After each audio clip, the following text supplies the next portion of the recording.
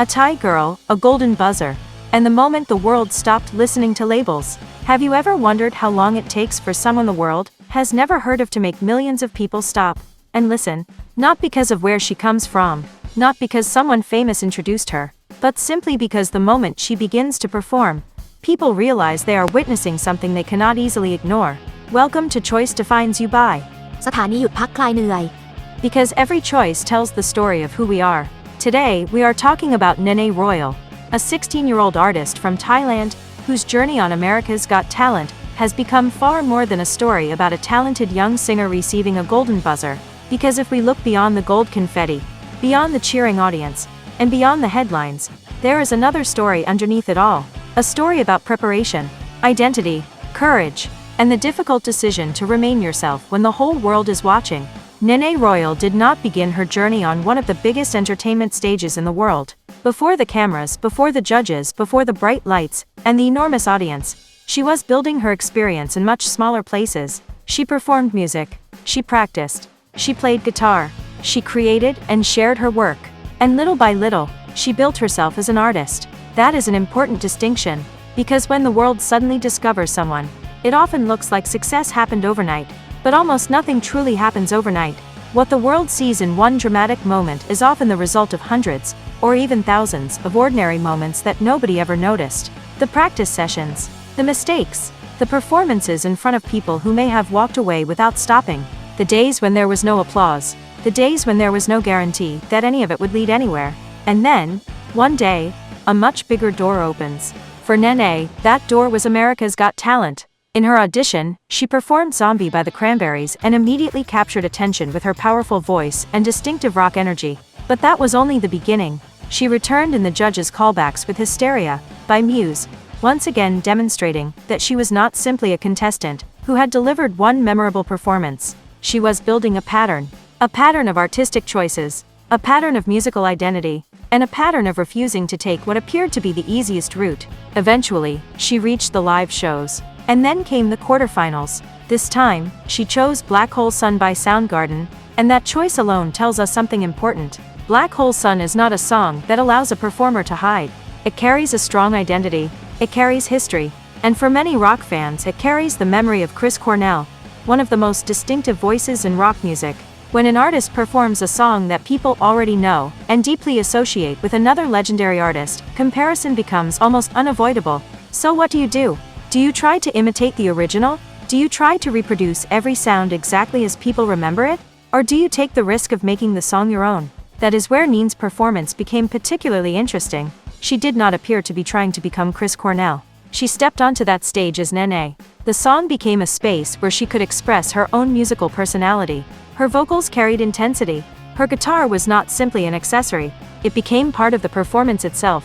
And the overall presentation created something that audiences could immediately recognize as a complete artistic identity, rather than simply a singer standing in front of a microphone. This brings us to one of the most fascinating things about performers. There is often a difference between who a person is in everyday life, and who they become when they step onto a stage. Mel B commented on that contrast after Nene's performance. Off stage, Nene appeared quiet, polite, and humble, but when she performed, something changed. Her energy changed. Her expression changed, her presence changed, and suddenly, the audience was watching a different version of the same person. Not necessarily a fake version, perhaps a more fearless version. And this is something many people spend years trying to understand about themselves. Who am I when I am truly doing what I was meant to do? Some people find that answer through music, some through writing, some through sport, some through leadership, some through art. And some people discover that they become most fully themselves when they stop trying to look comfortable and allow themselves to be completely present in the thing they love. For Nene, that moment appears to happen when the guitar begins to play. After her performance, the reaction from the judges was unmistakable. Howie Mandel expressed strong admiration for her performance. Sofia Vergara praised her versatility and her ability as both a singer and guitarist. And then there was Mel B. Esralik letter with Macron. Mel B openly acknowledged that this style of music was not necessarily her usual musical territory, and perhaps that is exactly what makes the moment interesting. Sometimes, you do not need someone to share your musical taste in order for them to recognize your ability. A great performance can cross personal preferences, it can cross languages, it can cross countries, And sometimes, it can even cross musical genres. Then came the question, would Mel B press the golden buzzer? The audience waited. The energy in the room continued to rise. And then, the button was pressed. Gold filled the stage. Nene cried.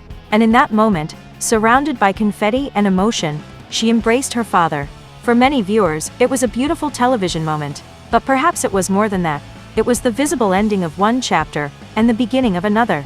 Because the live show golden buzzer sent Nene directly to the finals. She did not have to wait for the audience vote to determine whether she would continue to the next stage. She had secured her place in the finals. But here is where we need to be careful. A golden buzzer is a major achievement, but it is not the same thing as winning the entire competition. And I think that distinction matters, because success can create a dangerous illusion. The illusion that once you reach an important milestone, the journey is complete. But often, the opposite is true. The bigger the opportunity becomes, the greater the expectations become. The first time people see you, they may ask, who is this? The second time, they may ask, can she do it again? And by the time you reach the final stage, the question becomes much more difficult. Why should I choose you? These are three very different questions, and an artist who survives in a competitive environment must eventually answer all of them. This is why Nene's story should not simply be reduced to a celebration of a golden buzzer. The more interesting story is how she arrived at the moment when that button was pressed. Because if we focus only on the gold confetti, we miss the years that came before it. We see 16 years old, but we do not see every hour of practice. We see a young Thai artist on an American stage, but we do not see every small stage that may have helped prepare her for that moment. We see a powerful performance lasting only a few minutes, but we do not see how long it took to build the ability to stand there and perform under that level of pressure. This is something the internet often makes us forget. We see the result. We rarely see the process. We see the moment someone becomes famous. We do not see the years when nobody knew their name. We see the celebration. We do not see the uncertainty. And perhaps that is why stories like Nene's matter. They remind us that preparation does not become meaningless simply because nobody is watching. The work you do in private may eventually become the reason you are ready in public. And that leads us to another fascinating part of the story. The reaction from outside Thailand. When Thai people watch Nene perform, there is naturally a sense of pride. We see someone from our country standing on a major international stage. We understand the cultural significance of that moment, but viewers from other countries begin from a different place. They do not necessarily know her background. They may not understand her journey. They may not even know where she is from. Their first question is much simpler. Who is this person? And why should I keep watching? That is why international reactions are so interesting. When someone with no emotional connection to your country stops and pays attention to your work, something important has happened. The work has begun speaking for itself. Reaction channels such as GOT Games offer us another perspective on how audiences outside Thailand respond to Nene's performances. The conversation is not only about nationality, it is about energy, musicianship, performance, and personality, and that matters, because once an artist steps outside their home country, one major advantage disappears. People no longer know you simply because you are already familiar to them. There is no shared history. There is no automatic emotional connection. There is no feeling of, this is one of our own. What remains is the work, your voice, your skill, your choices, your personality, and the emotional experience you create for the audience. If you can make a stranger stop and watch, you have already crossed the first barrier. Then comes the second. Can you make them stay? And after that comes the third. Can you make them remember your name after the performance ends? For Nene, these questions appear to be becoming increasingly important, because people are no longer talking only about a single song. They are talking about the artist herself, and that is something every performer hopes for. It is one thing for people to say, that was a good performance. It is another thing for them to say, I remember her. That is the difference between performing well and building an identity. Of course, we should also be careful not to turn every reaction into an unquestionable fact. A reaction is an opinion. A prediction is a prediction. An excitement about someone's future does not guarantee what will happen next. We cannot know today exactly where Nene's career will take her. We cannot say with certainty which international stages she will perform on in the future. But there are things we can say. She has captured attention. She has demonstrated her ability in front of an international audience. And she has earned a direct place in the finals through the live show Golden Buzzer. That is real. And it brings us to one of the biggest lessons in this entire story. Do not try to become an artist that everyone likes. No artist can do that. Instead, become an artist people remember. Nene has not built her identity around the safest possible choices. Her performances of Zombie Hysteria and Black Hole Sun reflect an artist who has chosen rock music as an important part of her creative space. And that choice matters, because if she had tried to make herself fit every possible expectation, she might simply have become another talented singer. But when an artist understands what they genuinely connect with and develops that ability deeply enough, the very thing that makes them different can become their greatest strength. This does not mean everyone should sing rock music. That is not the lesson. The lesson is that we must understand what belongs to us. What is the thing that feels most natural when we are truly ourselves? Because if we never ask that question, we may spend our entire lives trying to become someone else. And the harder we try to become someone else, the easier it becomes for the world to forget who we are. Nene did not need to stand on that stage, pretending to be an American artist. She stood there as Nene, a young artist from Thailand, a singer, a guitarist, and someone willing to make musical choices that reflect her own identity. Perhaps that is why this story is more powerful than a simple talent competition story, because underneath it is a much larger question. Can someone from a smaller country stand on one of the world's biggest stages without abandoning who they are? The answer, at least in this moment, appears to be yes. But reaching the finals is not the end of the journey. It is another beginning. And beginnings are often more difficult than endings. Because once people know your name, expectations begin to grow. Talent may create an opportunity, but consistency is what allows you to remain there. This is true for artists. It is true for athletes. It is true for businesses. And it is true for almost everyone who has ever achieved something important. Getting noticed is difficult. Staying relevant is another challenge entirely. For Nene, the next stage will bring new expectations. She will need to protect the qualities that made people notice her. But she will also need to continue growing. Because the moment an artist stops developing, the world eventually moves on. And perhaps this is one of the most important lessons we can take from her story. Never underestimate your beginning. The day you are performing in a small place, nobody may imagine that you will one day stand on a global stage. The day you upload a video online, nobody may imagine that someone in another country will eventually discover it. The day you practice alone, nobody may applaud. But none of those moments are meaningless. Sometimes, what you are doing today is quietly building the person you will become years from now. The world may only notice the final moment, but you will know how many times you wanted to stop before reaching it. How many difficult days were there?